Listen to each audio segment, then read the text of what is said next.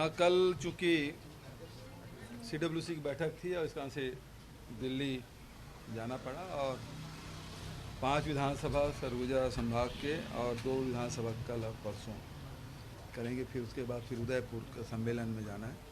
तो आज लुंड्रा, कल सीतापुर 2 विधानसभा। सर, एक अधूरे वीडियो को बीजेपी लगातार आपका प्रचार कर रही है सोशल नेटवर्क में। रमन सिंह ने भी ट्वीट किया है, कैसे देखते हैं सर इसे?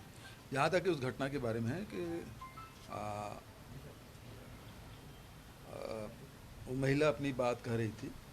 अब ये वीडियो किस प्रकार से डाले हैं वो तो आजकल सब चलता है, इन लोगों का काम ही यही है। उसके बारे में मुझे कुछ नहीं कहना, लेकिन ये है कि वो महिला दुखी थी और मुझे इस बात का दुख है कि मैंने उसे डांटा। मुझे डांटना नहीं चाहिए था।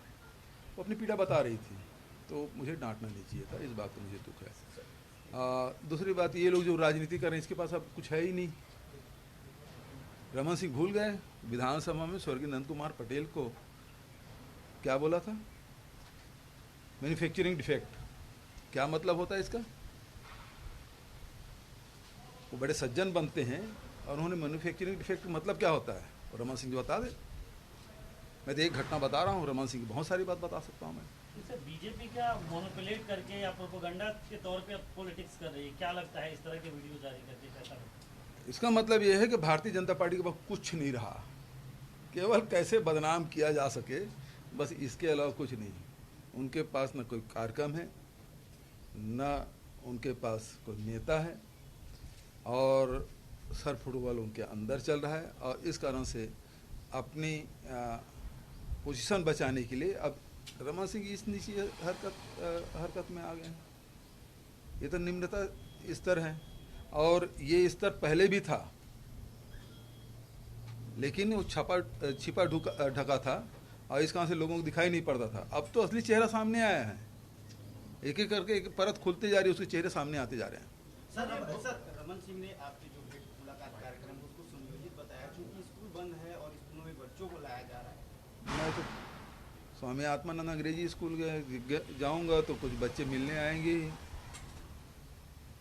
और कोई पूरे क्लास तो लगे नहीं हैं। कुछ बच्चे जो पास में हैं वो आएंगे तो अपना अनुभव भी बताएंगे कि कैसे चल रहा है। उसके पेरेंट्स से मिल रहा हूँ और जितने भी कार्यक्रम हैं उसमें कोई गाड़ी घोड़ा लगा नहीं है, स्वस्फूर्त आ रहे हैं। और कहीं आम के बगीचे में, कहीं साल वृक्ष के नीचे, कहीं बरगद में, कहीं पीपल की छांव हम बैठ रहे हैं। रमन सिंह की जो विकास यात्रा में करोड़ों अरबों रुपये जो फूका गया था ना, उस प्रकार से नहीं है ये आम जनता से भेंट मुलाकात है और हर व्यक्ति वहाँ आ रहे हैं और इसके लोग भी आ रहे हैं, भारतीय जनता पार्टी के लोग भी आ रहे हैं, ऐसा नहीं है। और हमारी योजना से बहुत खुश है, चाहे राजीव गांधी किसान न्याय योजना हो, चाहे गोधन न्याय योजना हो, चाहे वो भूमिहीन श्रमिक न्याय योजना हो, चाहे स्वामी आत्मानंद अंग्रेजी स्कूल की बात करें, सारी योजनाओं का लाभ उठा रहे हैं। और वो जानते हैं कि भारतीय जनता पार्टी कभी सरकार बनेगी तो उसको 2500 रुपये क्विंटल में धान उसका नहीं बिकेगा। गाय के बारे में कितना भी बात करते रहें, लेकिन गोबर की कीमत ये लोग नहीं दे पाएंगे, वो सब जानते हैं। और भारतीय जनता पार्टी के लोग भी बड़ी संख्या में लोग आ रहे हैं और हमारे कार्यक्रमों की तारीफ भी करके जा रहे हैं। आपने कृष्ण कुछ बयान जो दिया था बनेगा, उसको लेकर संतोष पांडे का बयान है कि 2023 में कांग्रेस अपनी हार देख रही है, इसलिए अब राम कृष्ण शंकर याद आ रहे हैं, कांग्रेस हिंदुत्व की तरफ जा रही है, ऐसा उनका कहना है। अब ऐसा है कि इनको अपनी चिंता सता रही है। यदि शहर में बहुत सारे हम लोग पेड़ पौधे लगाते हैं, शहरों में भी लगाते हैं, लेकिन जो हमारे जंगलों के जो पेड़ हैं, हर्रा, बहरा, आंवला, कौहा, बहुत सारी चीज़ें हैं जो जंगलों में होते हैं। अब पीपल, बरगद गांव में देखने को मिलता है। तो यदि 1 एकड़ ज़मीन में ये सारी चीज़ हम लगा दें, 1 एकड़ 2 एकड़ ज़मीन जहाँ जितना खाली जगह, और उसका नाम कृष्ण कुंज दे दिए, तो इनको तकलीफ क्या है? और ये तो वोट के लिए भगवान को मानते हैं, वरना इनकी आस्था नहीं है उसमें। ये केवल चुनाव आता है तभी जय श्री राम बोलते हैं, बचा समय इन लोगों को याद नहीं आता। ये जब अयोध्या वाला मामला भी आप देखेंगे तो 1925 से बना है, तो 1975 तक के 80 तक वो क्या कर रहे थे? तब उनको राम की याद नहीं आई। वो तो देखा कि इससे वोट मिल सकता है, इसलिए वो कूदे वहाँ। नहीं तो वो तो सन 52 से चल रहा है केस, अयोध्या मंदिर का केस तो आज़ादी से पहले चल रहा था। ये तब तो चुप थे। आज इनकी ज़मीन खिसक गई है और ये कभी संतोष बताएंगे, संतोष पांडे जी बताएंगे कि राम वनगमन पर्यटन पर्पथ क्यों नहीं बनाए? 15 साल की सरकार रही, हम उसके नाम से वोट नहीं मांग रहे हैं, लेकिन हमारी संस्कृति है, संस्कृति में हमारे राम बसे हुए हैं। गांव गांव हमारे गौ पालक हैं, यादव समाज के लोग हैं, कृष्ण को कब से मानते आ रहे हैं। दीपावली के समय सारे दोहा उसी के नाम से बना हुआ है। अब तो हमारे साहू समाज के लोग भक्त माता कर्म के साथ कृष्ण की पूजा कर रहे हैं। तो राम है, कृष्ण है, शिव है, ये सब हमारे जनजीवन में रचा बसा है। बूढ़ा देव कह रहे हैं, वो कौन है? देवाधिदेव महादेव कौन है? आज से कर रहे हैं क्या? भारतीय जनता पार्टी के लोग सिखाए क्या इस चीज को? हजारों साल से चला आ रहा है जो परंपरा, उसको हम लोग मानते हैं। बीजेपी जो है वो बीजेपी जो है वो 2023 के चुनाव नरेंद्र मोदी के चेहरे पर लड़ेगी, तो इससे कांग्रेस को फायदा है या नुकसान? रमन सिंह क्या कहे? रमन सिंह कहा कि मोदी जी बड़ा चेहरे हैं, मतलब अभी भी अपने आप को छोटा चेहरा बता ही रहे हैं। वो पुरंदेश्वरी को मना करने के बाद भी ढिठाई में लगे हुए हैं, उसके मना कोई चेहरा नहीं, ऐसा बोलते तब भी बोलते हैं हाँ मैं छोटा चेहरा हूँ। अब वो कहते हैं कि मोदी जी बड़ा चेहरा है, इसका मतलब ये है कि वो छोटा चेहरा बना ही रहना चाहते हैं। कोयला खदानें जो है शुरू की गई।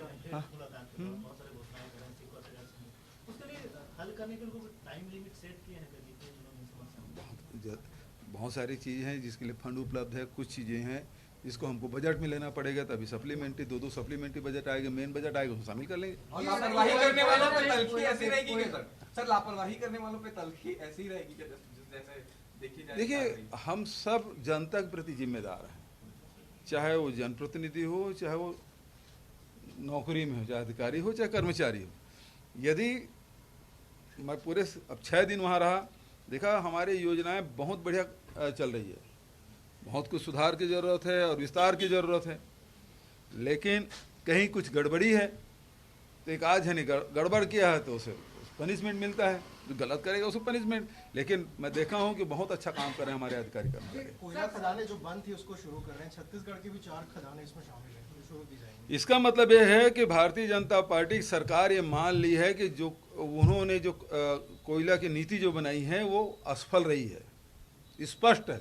आज सारे ट्रेन बंद कर देना पड़ा उन्हें, पूरे देश का ट्रेन, पहले हमारे छत्तीसगढ़ के बंद किए थे, अब देश का ट्रेन बंद कर दिए। पूरे पैसेंजर इस गर्मी के सीजन में, स्कूल की छुट्टी है, परिवार के साथ लोग यात्रा करते हैं, शादी ब्याह के सीजन है, उसमें आते जाते हैं, सबसे सस्ता वो यातायात का साधन था, और वो आज उसको उन्होंने बंद कर दिया। इसका मतलब रेल अब बंद करने वाले हैं, सवाल इस बात का है। और कोयला की जो नीति इन्होंने बनाई है, आज पूरा देश उसे भुगत रहा है, असफल हो गई भारतीय जनता पार्टी सरकार। एक सुप्रीम कोर्ट का जजमेंट आया मध्य प्रदेश में, बिना ओबीसी आरक्षण के चुनाव लड़ा जाएगा, निकाय चुनाव होंगे। अब मुझे जानकारी नहीं, सर मंत्रिमंडल में विस्तार की खबर, हमारे यहाँ हो गया सब।